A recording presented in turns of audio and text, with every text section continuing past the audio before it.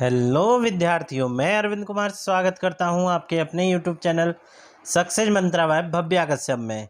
दोस्तों, आज के जीएस की पाठशाला सीरीज़ का ये 7वां भाग है जिसे हम लोग सॉल्व करेंगे। इसमें जीएस के महत्वपूर्ण 30 प्रश्नों का एमसीक्यू है। ये प्रश्न आपके आगामी एग्ज़ाम के लिए बहुत ही महत्वपूर्ण होने वाले हैं। इनमें चुनिंदा प्रश्नों को ही समाहित किया गया है। पेपर में ये प्रश्न आपको आगे देखने को मिलेंगे। चलिए चलते हैं पहले क्वेश्चन की ओर, देख लेते हैं पहला क्वेश्चन है, निम्नलिखित में से किस राज्य या देश की सीमा अरुणाचल प्रदेश को नहीं छूती है। तो आपको बताना है इन चार में से किसकी सीमा जो है वो अरुणाचल प्रदेश को नहीं छू रही है। चलिए देख लेते हैं ऑप्शन ए है असम, ऑप्शन बी है नागालैंड, ऑप्शन सी है भूटान और ऑप्शन डी है मणिपुर। दोस्तों, जिसने इसे डिटेल में पढ़ा होगा भारत के पड़ोसी देश, वो इसे सॉल्व कर सकता है। अगर नहीं पढ़ा है तो मेरे प्लेलिस्ट में जाकर, चैनल के प्लेलिस्ट में जाइए और वहाँ पे ये आपको भारत और भारत के पड़ोसी देश वहाँ पे डला होगा वीडियो, आप वहाँ से देख सकते हैं। इसका आंसर मैं आपको बताए दे रहा हूँ। इसका आंसर है मणिपुर। मणिपुर की जो सीमा है वो अरुणाचल प्रदेश को नहीं छूती है। भूटान की जो सीमा है वो अरुणाचल प्रदेश को छूती है। इसके साथ साथ चीन की सीमा भी अरुणाचल प्रदेश को छूती है। असम की सीमा अरुणाचल प्रदेश को छू रही है। नागालैंड की सीमा अरुणाचल प्रदेश को छू रही है।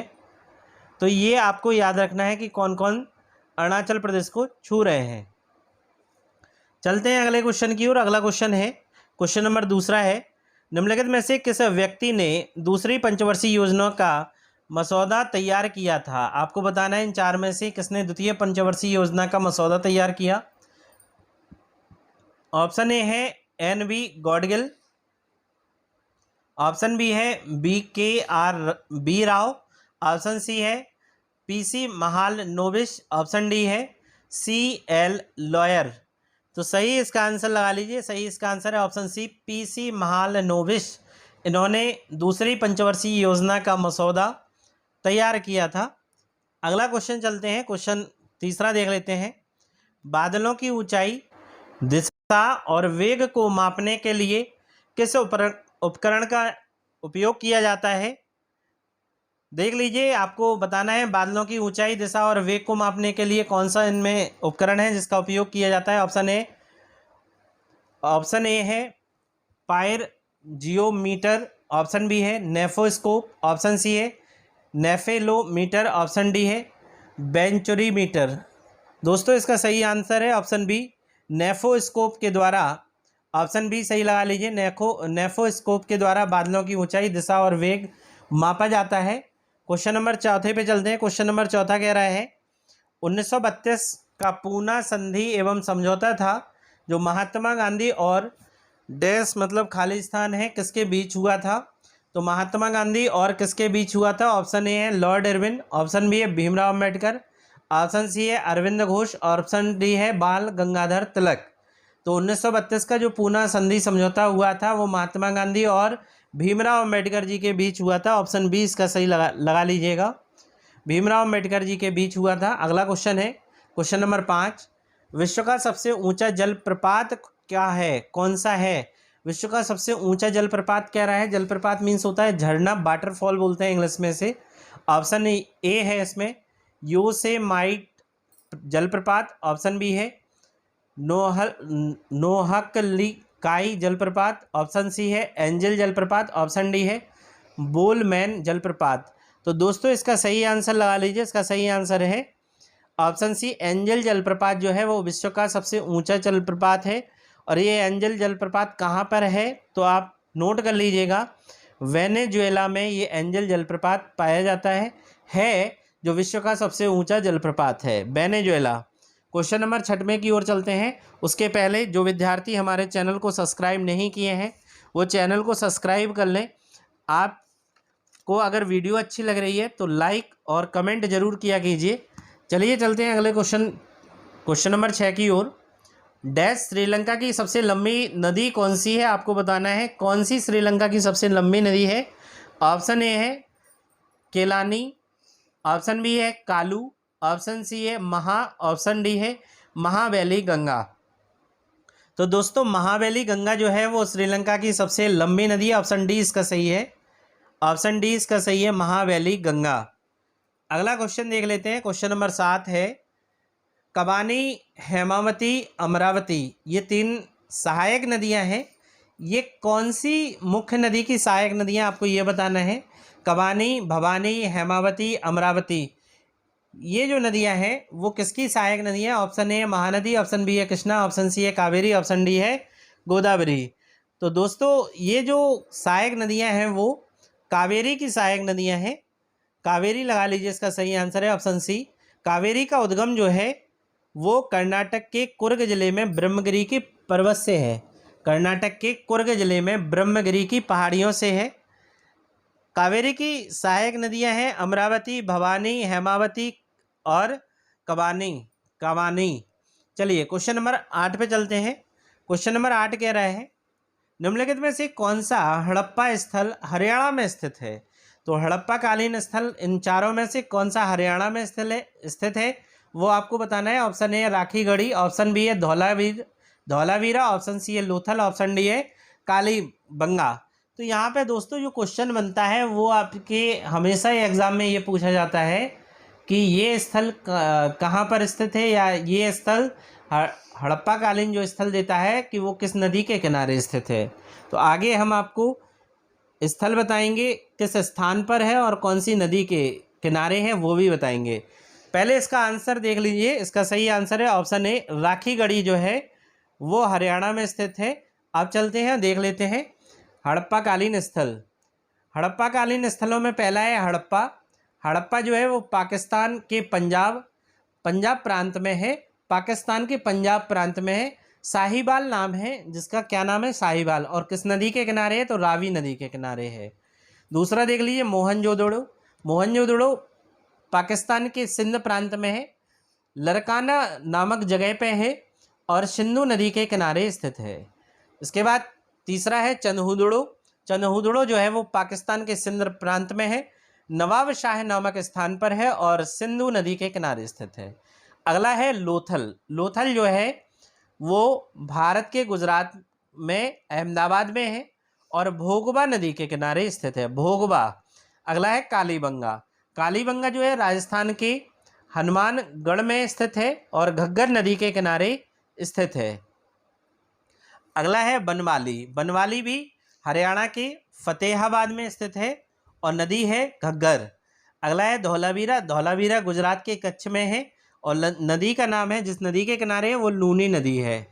ये आपने देख ली है। तो चलते हैं अगले क्वेश्चन की ओर। क्वेश्चन नंबर 9, अंतर्राष्ट्रीय परमाणु ऊर्जा एजेंसी का मुख्यालय कहाँ है? आपको बताना है अंतर्राष्ट्रीय परमाणु ऊर्जा एजेंसी का मुख्यालय। ऑप्शन ए है वियना, ऑप्शन बी है लंदन, ऑप्शन सी है जिनेवा, ऑप्शन डी है पेरिस। दोस्तों इसका सही आंसर लगा लीजिए। इसका सही आंसर है ऑप्शन ए, इसका सही है वियना में है अंतर्राष्ट्रीय परमाणु ऊर्जा एजेंसी का मुख्यालय। वियना कहाँ है? तो ऑस्ट्रिया में है। कहाँ पे है? वियना ऑस्ट्रिया में है। और इसकी जो स्थापना हुई थी 1957 में हुई थी। अंतर्राष्ट्रीय परमाणु ऊर्जा एजेंसी की स्थापना 1957 में हुई। मुख्यालय ऑस्ट्रिया के वियना में है। ये दोनों चीज़ें आपको याद रखनी है। अगले क्वेश्चन की ओर बढ़ते हैं और चलते हैं क्वेश्चन नंबर 10। क्वेश्चन नंबर 10 कह रहा है विरूपाक्ष मंदिर कर्नाटक के निम्नलिखित में से किस जिले में स्थित है? विरूपाक्ष मंदिर कह रहा है। विरूपाक्ष किसका मंदिर है वो मैं आपको बाद में बताऊंगा। पहले आपको ये बताना है विरूपाक्ष जो मंदिर है वो कर्नाटक के किस जिले में है। Option A Bidar, option B है बागलकोट, ऑप्शन सी है चिकबल्लापुर, ऑप्शन डी है बेल्लारी। तो दोस्तों पहले तो इसका सही आंसर लगा लो। ऑप्शन डी इसका सही है, बेल्लारी में विरूपाक्ष मंदिर है, कर्नाटक के बेल्लारी में। अब ये किस लिए फेमस है वो हम आपको बताते हैं। तो पहले तो ये याद रखिए कर्नाटक के बेल्लारी जिले में हम्पी नामक स्थान पर, हम्पी नामक स्थान पर ये है। मंदिर का निर्माण किसने कराया था? तो विजयनगर साम्राज्य के शासक हैं देवराय द्वितीय। किसने कराया था? तो देवराय सेकंड ने कराया था। यह मंदिर शिव के एक रूप हैं जिनका नाम है भगवान विरूपाक्ष, उनको समर्पित है। हम्पी अगर पूछे तो हम्पी किस नदी के तट पर है? तो हम्पी जो है वो तुंगभद्रा नदी के तट पर है। इतनी सारी चीज़ें आपको नोट कर लेनी है। मैं तो आपसे कहता हूँ कि आप पढ़ते जा रहे हैं, साथ ही साथ में अपने नोट्स भी अपडेट करते चलें। कुछ चीज़ें हम इसमें नहीं लिखते हैं, केवल बोल देते हैं, ओरल समझा देते हैं। तो उससे क्या होता है कि आप अपने नोट्स अपडेट करते चलें, आगे एग्जाम में आपको वो फ़ायदा करेगा। क्वेश्चन नंबर 11 पे चलते हैं। क्वेश्चन नंबर 11 कह रहे हैं, भारत में उच्च न्यायालय की पहली महिला मुख्य न्यायाधीश कौन थी? तो भारत में उच्च न्यायालय की कह रहे हैं, उच्च न्यायालय हाई कोर्ट में पहली महिला मुख्य न्यायाधीश कौन बनी थी? Option A Fatima Bibi, option B है लीला सेठ, ऑप्शन सी है रूमा पाल, ऑप्शन डी है इंद्रू मल्होत्रा। दोस्तों इसका सही आंसर लगा लो, ऑप्शन बी इसका सही है। लीला सेठ जो है वो भारत में किसी उच्च न्यायालय की पहली मुख्य न्यायाधीश बनी है। नहीं 11। क्वेश्चन नंबर 11 में और भी चीज़ें अपडेट कर लीजिए। वर्ष 1991 में, कब? 1991 में हिमाचल प्रदेश उच्च न्यायालय के मुख्य न्यायाधीश कौन बनी? तो लीला सेठ बनी। हिमाचल प्रदेश की, कहाँ की? हिमाचल प्रदेश के उच्च न्यायालय की मुख्य न्यायाधीश ये बनी है। यहाँ पे फातिमा बीबी का भी नाम है ऑप्शन में। फातिमा बीबी क्या, कौन थी ये? तो सुप्रीम कोर्ट की पहली मुख्य न्यायाधीश थी। सुप्रीम कोर्ट की पहली महिला मुख्य न्यायाधीश अगर आपसे पूछे कि सर्वोच्च न्यायालय की पहली मुख्य न्यायाधीश कौन है, तो फातिमा बीबी हैं। कौन है? फातिमा बीबी थी। चलिए अगले क्वेश्चन की ओर चलेंगे अब। Question number 12। क्वेश्चन नंबर 12 कह रहा है, सूर्य की सतह पर हाइड्रोजन के अलावा कौन सा तत्व बहुत मात्रा में पाया जाता है? या हाइड्रोजन के अलावा कौन सा तत्व बहुतायत पाया जाता है? तो आपको बताना है कि सूर्य की सतह पर हाइड्रोजन तो पाया जाता है सर्वाधिक मात्रा में, इसके अलावा कौन सा तत्व और मात्रा में पाया जाता है, अधिक मात्रा में पाया जाता है? तो ऑप्शन देख लीजिए। ऑप्शन ए है लोहा, ऑप्शन बी है आर्गन, ऑप्शन सी है हीलियम, ऑप्शन डी है ऑक्सीजन। दोस्तों इसका सही आंसर लगा लो, ऑप्शन सी इसका सही है। हीलियम जो है वो सूर्य की सतह पर हाइड्रोजन के अलावा हीलियम भी पाया जाता है। Question number 13। Question number 13 most important question है। मिनी माता या मीना माता रोग जो है वो किसके कारण होता है? ऑप्शन ए है पारा, ऑप्शन बी है आयोडीन, ऑप्शन सी है आर्सेनिक, ऑप्शन डी है कैडमियम। दोस्तों मिनी माता जो रोग है वो पारा की अधिकता के कारण होता है। जल में अगर पारा की अधिकता हो जाती है तो मीना माता या मिनी माता रोग हो जाता है। क्वेश्चन नंबर 14 पे चलते हैं। सौर प्रणाली की खोज किसके द्वारा की गई और वह कहाँ के निवासी थे, ये बताना है आपको, ठीक है ना? तो सौर प्रणाली की खोज डैश द्वारा की गई और वह डैश से थे। वो कहाँ से थे, किस देश के थे, ठीक है? समझ ले, क्वेश्चन समझ में आ गया। चलते हैं ऑप्शन की ओर। ऑप्शन ए है Nicholas Copernicus, Poland, option B है गैलीलियो, इटली, ऑप्शन सी है केपलर, जर्मनी, ऑप्शन डी है टॉलमी, मिस्र। दोस्तों सौर प्रणाली कह रहा है, सोलर सिस्टम की खोज कह रहा है, किसने की थी? तो निकोलस कोपरनिकस ने की थी, ऑप्शन ए। और कहाँ के थे? तो पोलैंड के थे। कहाँ के थे? पोलैंड के थे। तो दोनों चीज़ें यहाँ पे मिल गई, ऑप्शन ए सही है इसका। क्वेश्चन नंबर 15 पे चलते हैं। क्वेश्चन नंबर 15 कह रहा है, कुचिपुड़ी नृत्य की शुरुआत भारत के किस राज्य में हुई है? तो पहले तो आपको ये बताना है ये शास्त्रीय नृत्य है, ये किस राज्य का है? तो आपको हम बता दें ये आंध्र प्रदेश राज्य का शास्त्रीय नृत्य। कहाँ का है? आंध्र प्रदेश राज्य का शास्त्रीय नृत्य। अब यहाँ पे क्वेश्चन क्या कह रहा है? क्वेश्चन थोड़ा सा घुमाया गया है। कुचिपुड़ी नृत्य की शुरुआत भारत के किस राज्य में हुई है, ये क्वेश्चन घुमा दिया है। ऑप्शन ए है कर्नाटक, ऑप्शन बी है महाराष्ट्र, ऑप्शन सी है आंध्र प्रदेश और ऑप्शन डी है गुजरात। तो दोस्तों कुचिपुड़ी जो नृत्य है जहाँ का शास्त्रीय नृत्य होगा वहीं पर इसकी शुरुआत होगी। तो आंध्र प्रदेश ही इसका सही आंसर है। क्वेश्चन नंबर 16 पे चलते हैं। क्वेश्चन नंबर 16 कह रहे हैं, जब नई कंप्यूटरों को जब नए क्वेश्चन नंबर 16 बड़े ध्यानपूर्वक सुनिए, बहुत इंपॉर्टेंट क्वेश्चन है ये। जब कई कंप्यूटरों को एक छोटे से क्षेत्र में बिना टेलीफोन के तारों के परस्पर जोड़ दिया जाता है तो उसे क्या कहा जाता है? ठीक है, ये समझ गए क्वेश्चन? ऑप्शन देख लेते हैं। सुदूर संचार नेटवर्क जिसे बोलते हैं RCN, दूसरा है विस्तृत क्षेत्र नेटवर्क जिसे बोलते हैं WAN1, ऑप्शन सी है मूल्य योजन नेटवर्क जिसे बोलते हैं VAN, और ऑप्शन डी है स्थानीय क्षेत्र नेटवर्क जिसे बोलते हैं LAN। तो दोस्तों इसका सही आंसर जो होगा ऑप्शन डी पे जाइए आप। स्थानीय क्षेत्र नेटवर्क होता है जब बिना टेलीफोन के तारों को कई कंप्यूटर आपस में जोड़े जाते हैं, उसे क्या बोलते हैं? स्थानीय क्षेत्र नेटवर्क कहा जाता है, एलएएन। देखिए ऑप्शन डी का एलएएन जो लिखा है उसका फुल फॉर्म होता है लोकल एरिया नेटवर्क। क्या होता है? लोकल एरिया नेटवर्क होता है, ये आपको याद रखना है। क्वेश्चन नंबर 17 पे चलते हैं। क्वेश्चन नंबर 17 कह रहा है भारतीय संविधान को हाथों से लिखने वाले व्यक्ति कौन था? जो अपने हाथों से जिन्होंने लिखा है भारतीय संविधान को, वो कौन थे? ऑप्शन ए है प्रेम बिहारी नारायण राय जादा, ऑप्शन बी है doctor Bhimrao Ambedkar, option C है श्यामा प्रसाद मुखर्जी, ऑप्शन डी है कन्हैया लाल माणिक लाल मुंशी। तो दोस्तों सही आंसर लगा लीजिए, जिन्होंने अपने हाथों से भारतीय संविधान लिखा है वो है ऑप्शन ए प्रेम बिहारी नारायण रायजादा। ये आपको याद रखना है, मोस्ट इंपॉर्टेंट है। क्वेश्चन नंबर 18 पे चलते हैं। क्वेश्चन नंबर 18 कह रहा है बाब अल मानदेव जल संधि जो है वो किन जल निकायों को जोड़ती है? तो बाब अल मानदेव कह रहा है किन जल निकायों को जोड़ती है? तो देखो जो संधि होती है, जल संधि होती है, वो दो जल निकायों को, दो बड़े जल निकायों को जोड़ेगी और दो स्थल खंडों को अलग करेगी, ठीक है ना। तो यहाँ पे बाब अल मानदेव की बात कर रहा है, तो किसे किसे जोड़ रही है ये पूछा है। ऑप्शन ए है फारस की खाड़ी और ओमान की खाड़ी को जोड़ता है, ऑप्शन बी है काला सागर और ओजोब सागर को जोड़ता है, ऑप्शन सी है बफिन की खाड़ी और लेब्राडोर सागर को जोड़ता है, या ऑप्शन डी है लाल सागर और अदन की खाड़ी को बाब अल मानदेव जल संधि जोड़ती है। तो दोस्तों इसका सही आंसर लगा लिया, ऑप्शन डी ही इसका सही है कि बाब अल मानदेव जो जल संधि है वो लाल सागर, रेड सी और अदन की खाड़ी को, अदन वे को जोड़ती है। चलिए अगला क्वेश्चन नंबर 19 पे चलते हैं। क्वेश्चन नंबर 19 कह रहा है एलपीजी का मुख्य घटक क्या है? दोस्तों आपके घरों में जो यूज़ होने वाली गैस है वो एलपीजी ही होती है। उसका फुल फॉर्म होता है लिक्विफाइड पेट्रोलियम गैस। क्या होता है? लिक्विफाइड पेट्रोलियम गैस इसका फुल फॉर्म होता है। ये जो होती है वो हल्के हाइड्रोकार्बन यौगिक का मिश्रण होती है। अब क्वेश्चन पे आ जाते हैं। क्वेश्चन 19 कह रहा है एलपीजी का मुख्य घटक क्या होता है? Option A methane, option B है हेक्सेन, ऑप्शन सी है ब्यूटेन, ऑप्शन डी है कार्बन डाइऑक्साइड। तो दोस्तों इसका सही आंसर है ऑप्शन सी ब्यूटेन।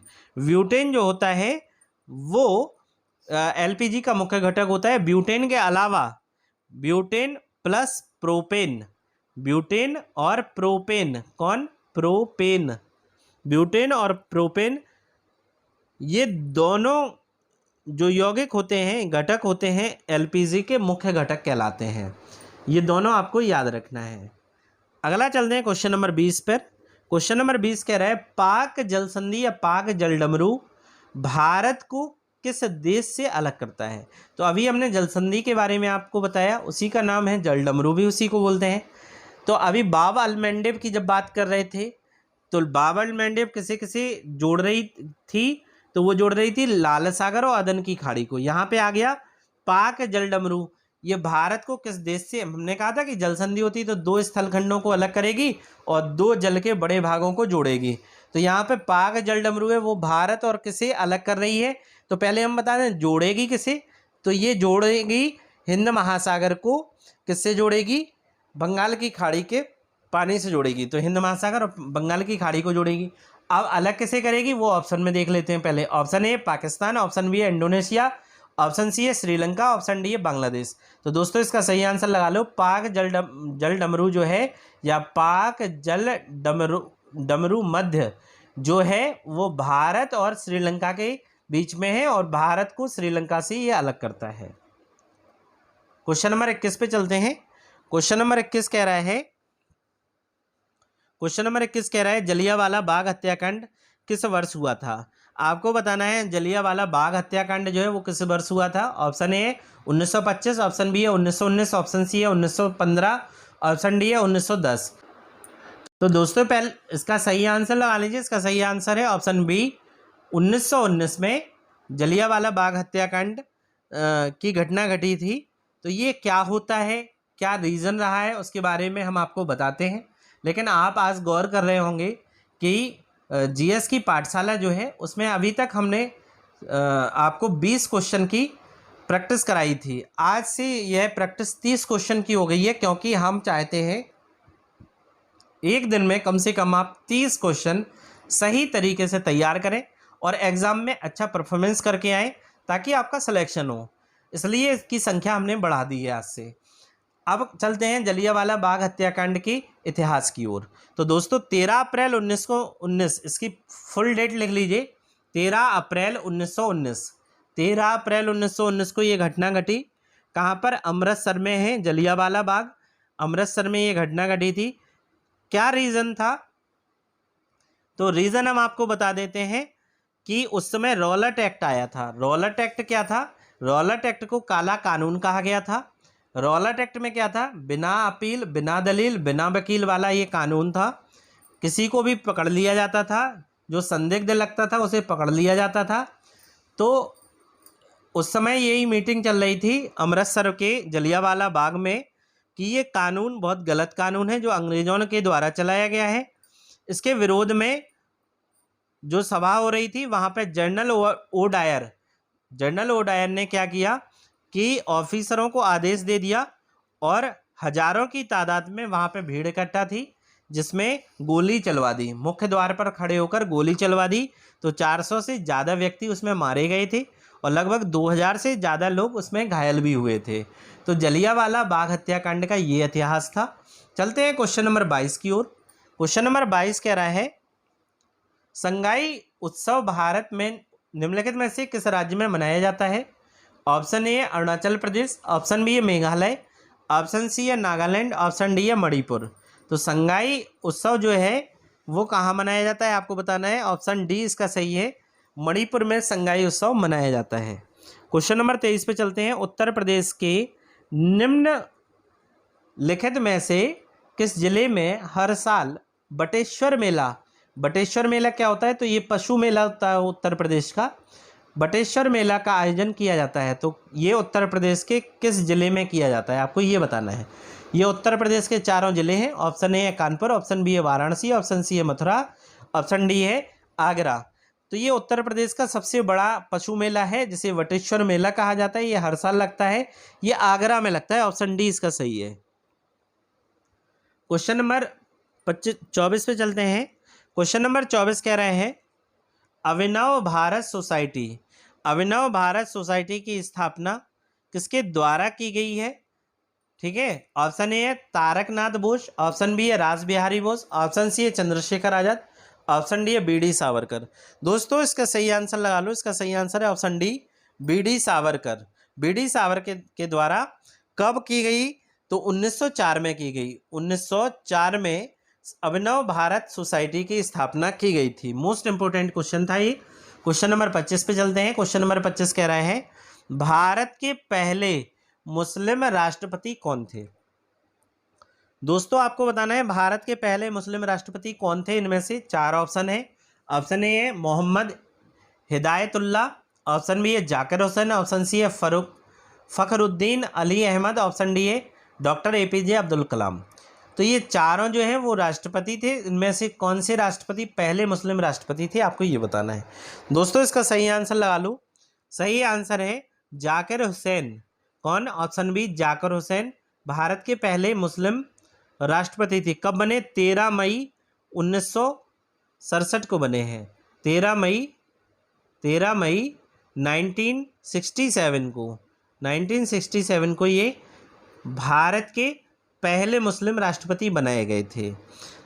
दोस्तों आप जानते हैं राष्ट्रपति का कार्यकाल कितने वर्ष का होता है? तो 5 वर्ष का होता है। चलिए चलते हैं अगले क्वेश्चन की ओर। क्वेश्चन नंबर 26, भारत के निम्नलिखित राष्ट्रपति में से किसकी कार्यालय कार्यकाल के दौरान मृत्यु हो गई? तो इसका मतलब ये पद के दौरान किसकी मृत्यु हो गई थी आपको ये बताना है। पहले भारत के इन 4 में से ऐसे राष्ट्रपति रहे हैं जो अपने कार्यकाल के दौरान उनकी मृत्यु हो गई थी, आपको बताना है। Option A Sarvepalli Radhakrishnan, option B है जाकिर हुसैन, ऑप्शन सी है BB गिरी, ऑप्शन डी है डॉक्टर APJ अब्दुल कलाम। दोस्तों इसका सही आंसर लगा लीजिए, ऑप्शन बी इसका सही है जाकिर हुसैन। पहले ये मुस्लिम राष्ट्रपति थे। कब बनाए गए थे? 1967 में बनाए गए थे। कब तक रहना था? तो 1967 से 1972 तक ये रहते, लेकिन उसके पहले इनका देहांत हो गया। 1969 में इनका देहांत हो गया था और अपने कार्यकाल के दौरान इनकी मृत्यु हो गई थी। चलिए चलते हैं अगले क्वेश्चन की ओर। Question number 27। क्वेश्चन नंबर 27 कह रहा है सौरमंडल के 2 ग्रह जो पूर्व से पश्चिम की ओर घूमते हैं। पूर्व से पश्चिम की ओर घूमते हैं, आपको बताना है इनमें से कौन से ग्रह हैं। पूर्व से सभी ग्रह कैसे घूमते हैं? पश्चिम से पूर्व घूमते हैं, लेकिन 2 अपवाद हैं, 2 ग्रहों के अपवाद हैं जो पूर्व से पश्चिम घूमते हैं भाई। कौन कौन से हैं? ऑप्शन ए है शनि और बृहस्पति, ऑप्शन बी है शुक्र और वरुण, ऑप्शन सी है शुक्र अरुण, ऑप्शन डी है बुध और अरुण। तो दोस्तों इसका सही आंसर है ऑप्शन सी, शुक्र और अरुण 2 ऐसे ग्रह हैं जो पूरब से पश्चिम की ओर घूमते हैं। चलते हैं अगले क्वेश्चन की ओर। Question number 28। क्वेश्चन नंबर 28 कह रहा है निम्नलिखित में से किस देश को हजारों झीलों की भूमि कहा जाता है? आपको बताना है हजारों झीलों की भूमि किस देश को कहा जाता है। ऑप्शन ए है स्वीडन, ऑप्शन बी है कनाडा, ऑप्शन सी है पोलैंड, ऑप्शन डी है फिनलैंड। दोस्तों चारों में से आपको सही आंसर लगाना है, सही आंसर लगा लीजिए। ऑप्शन डी इसका सही है।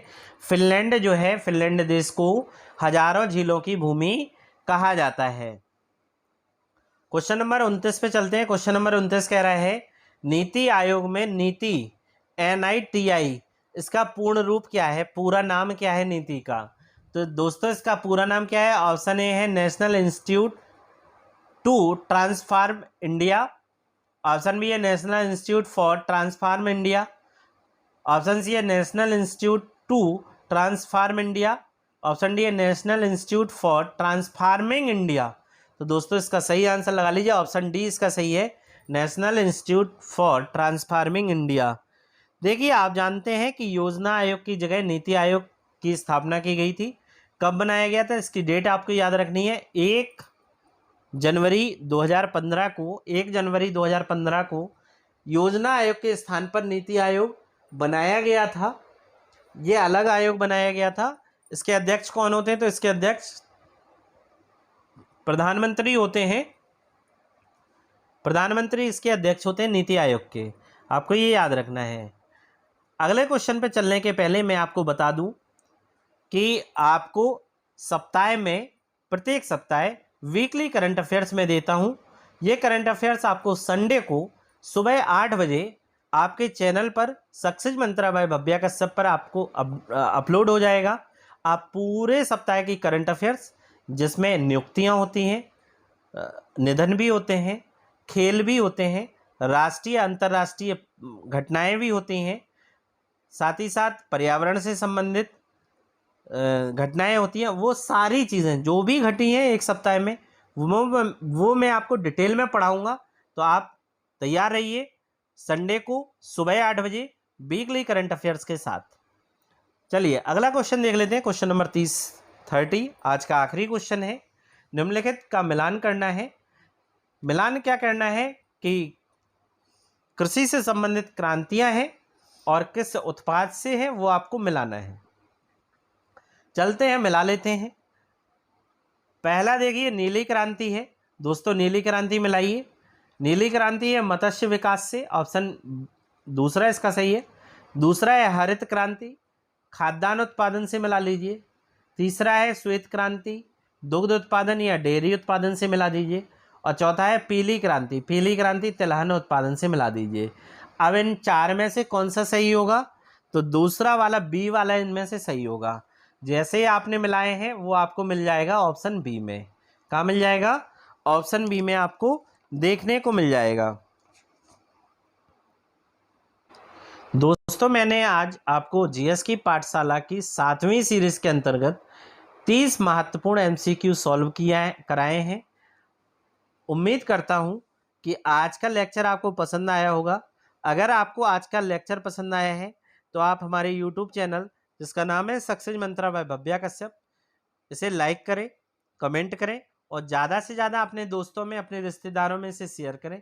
एक चीज़ भूलना मत कि संडे को सुबह 8 बजे आपको वीकली करंट अफेयर्स की सीरीज़ मिलने वाली है। बहुत अच्छा कलेक्शन है उसमें, जो सप्ताह भर के करंट अफेयर्स होते हैं वो आपको उसमें मिलेंगे।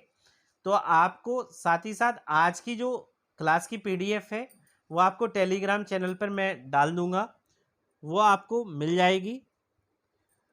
आप वीडियो पूरा देखा करें, तभी इस वीडियो का लाभ पा सकते हैं। जो भी विद्यार्थी 2-4 क्वेश्चन देखने के बाद छोड़ देते हैं, वो समझते हैं वो उनके काम का नहीं है। तो अगर आप विद्यार्थी हैं तो इस चैनल पर डला हुआ मटेरियल आपके लिए बहुत काम का है। तो वीकली करंट अफेयर्स के लिए आप तैयार रहिए। संडे को आपसे मुलाकात होती है। धन्यवाद।